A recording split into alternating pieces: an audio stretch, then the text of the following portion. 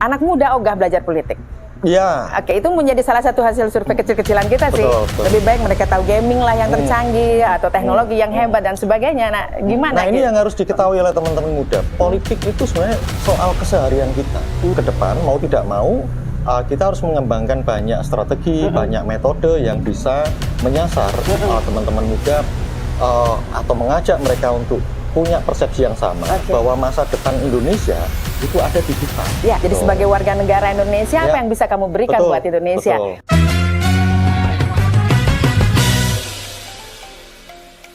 Oke, salam jumpa teman pemilih. Senang sekali saya Ani bisa berjumpa dengan Anda tentu saja dalam Ngidu, ngobrol asik sadar pemilu. Dan sekarang ini berbahagia sekali Bapak Agus Melas nih bisa hadir ke tengah-tengah ruangan kita di KPU Kabupaten Tabanan pastinya.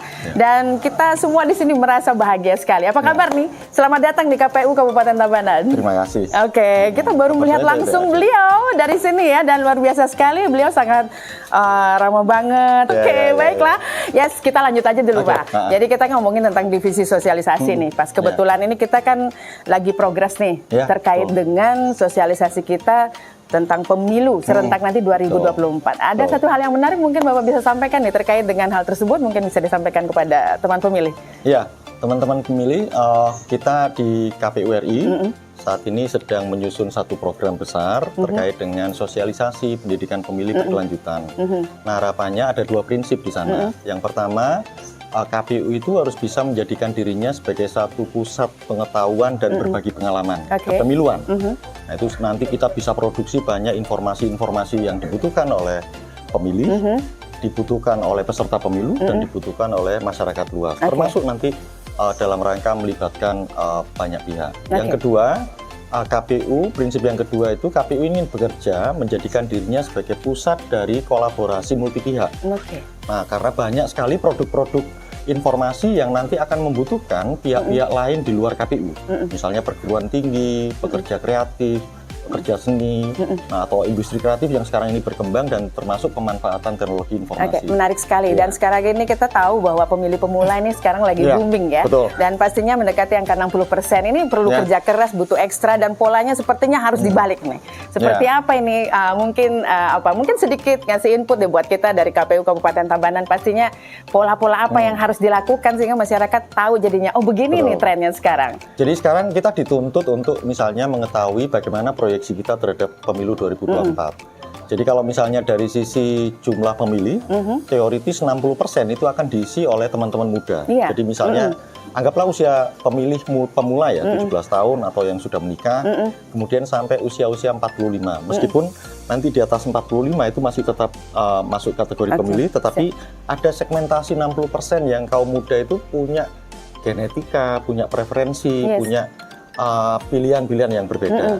Nah, termasuk juga terutama pasca COVID-19 itu kan pemanfaatan dan optimalisasi teknologi informasi itu diakselerasi sedemikian rupa. Iya, luar biasa sekali. Nah, oleh karena itu sebenarnya ke depan mau tidak mau kita harus mengembangkan banyak strategi, banyak metode yang bisa menyasar teman-teman muda, setidaknya gini, untuk menyadarkan ke mereka atau mengajak mereka untuk punya persepsi yang sama bahwa masa depan Indonesia itu ada di kita. Ya, ini menarik sekali. Mungkin itu merupakan salah satu tagline nanti yang bisa kita dorong mereka, rasa nasionalismenya. Jadi sebagai warga negara Indonesia, apa yang bisa kamu berikan buat Indonesia? Mungkin dorongan itu, karena satu masalah yang kita hadapi di bawah ini, kita laporan juga sekalian. Anak muda ogah belajar politik. Oke, itu menjadi salah satu hasil survei kecil-kecilan kita sih. Lebih baik mereka tahu gaming lah yang tercanggih atau teknologi yang hebat dan sebagainya. Nah, gimana? Nah, ini yang harus diketahui oleh teman-teman muda. Politik itu sebenarnya soal keseharian kita. Misalnya, ketika teman-teman muda sekarang dengan gadgetnya ya, gaming segala macam, kebijakan tentang bagaimana kemudian gaming itu diatur, itu pasti persoalan politik. Kebijakan tentang berapa kemudian harga dari kuota, kebijakan tentang berapa speed dari kuota, itu sebenarnya pasti kebijakan. Jadi artinya politik. Ini pengetahuan ini harus kita kasih tahu. Jadi mungkin salah satu yang menarik adalah nasionalisme itu harus kita bangkitkan ya. Selain yang soal-soal konvensional misalnya teman-teman muda misalnya sekolah jadi online.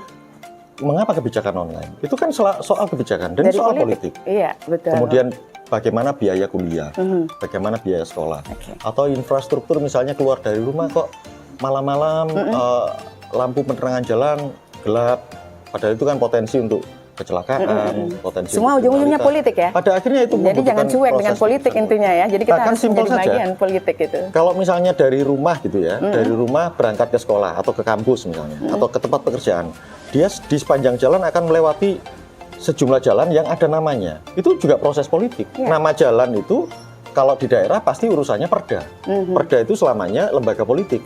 Kepala daerah dengan DPRD setempat. Ya, dan ini sangat kompleks itu soal sekali keseharian kita lah itu. Oke, baik. Dan kalau ini dibahas mungkin sampai habis karena beliau ini pakarnya nih. Kalau kita kupas banyak sekali pengetahuan dan ilmu-ilmu dan pengetahuan pastinya ya perlu kita gali. Tapi yang jelas nih harapan dari Bapak tentu saja nih buat pemuda-pemuda kita yang ada di Tabanan nih, next untuk pemilu serentak 2024 apa yang harus kita lakukan? Ya, saya kira gini, Bali secara keseluruhan ya, khusus Tabanan itu kan sudah berikan banyak contoh bagaimana kemudian situasi pemilu yang dipenuhi dengan iklim kontestasi, kompetisi, pada akhirnya juga urusan kolaborasi, urusan kerjasama, urusan integrasi bangsa ini menjadi persoalan penting.